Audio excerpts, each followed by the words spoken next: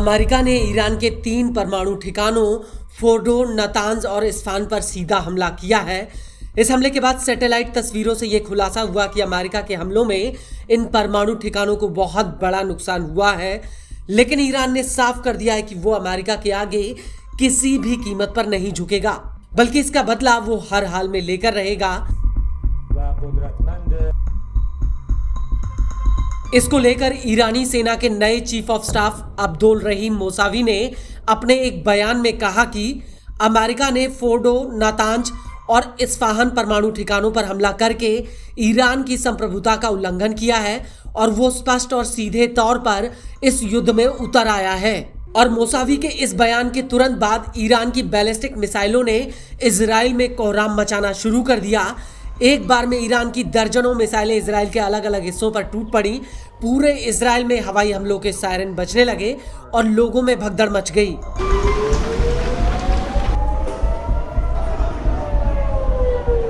इस हमले को लेकर ईरान की फार्स न्यूज एजेंसी ने सूत्रों के हवाले से कहा कि ईरानी सेना ने इस हमले में खैबर, शेकन, एमाद, घादर और फतेह मिसाइलों से इजराइल पर हमला किया है। वहीं इजरायली मीडिया का कहना है कि ईरान अभी तक इजराइल के ऊपर 550 के करीब मिसाइलें फायर कर चुका है।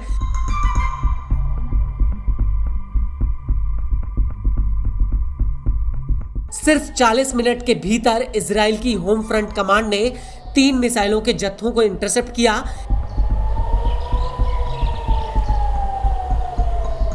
इसमें पहला जत्था उत्तरी इजराइल की तरफ बढ़ रहा था,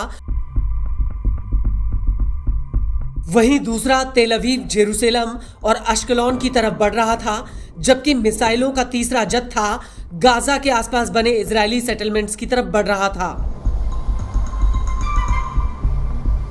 इस हमले को लेकर इजरायली आर्मी रेडियो का कहना है कि ईरानी मिसाइलें इजराइल के बड़े इलाके पर गिर रही हैं। इजरायली मीडिया के मुताबिक हवाई हमलों का पहला अलार्म उत्तरी इलाके में बजा, जो इजराइल और लेबनान बॉर्डर के करीब था।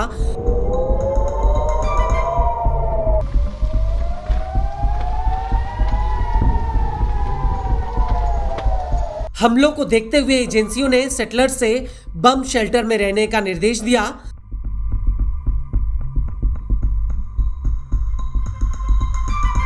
इजरायली मीडिया के मुताबिक ईरान की मिसाइलें इजराइल के करीब 7 अलग अलग जगहों पर आकर गिरी। इनमें से एक हमला दक्षिणी इलाके में रणनीतिक रूप से एक अहम ठिकाने पर हुआ। रिपोर्ट्स के मुताबिक इस हमले में इस्डुड का बिजली घर बुरी तरह से क्षतिग्रस्त हुआ। इस हमले को लेकर इजराइल के ऊर्जा मंत्री एली कोहेन ने कहा कि हमले की वजह से करीब 8000 लोगों के घरों की बत्ती गुल हो गई। वहीं जेरूसलम में तो इजरायली सांसद इस हमले की चपेट में आते आते बच गए।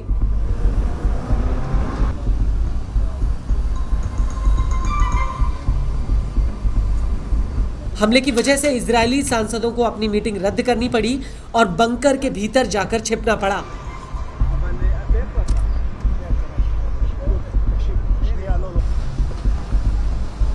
इजराइल के ऊर्जा मंत्री एली कोहेन का कहना है कि दक्षिणी इजराइल में रणनीतिक ठिकाने के पास एक अहम बिजली घर क्षतिग्रस्त हुआ है। वहीं इजरायली सेना का कहना है कि ईरान की तरफ से 4 लहरों में 40 मिनट के भीतर 6 या 7 मिसाइलें इजराइल की तरफ फायर की गई थी।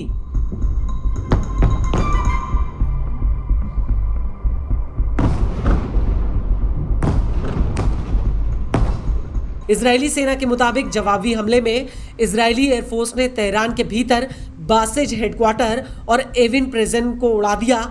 इसके अलावा फोर्डो परमाणु अड्डे की तरफ जाने वाली सड़क पर भी इजरायल ने बमबारी की है।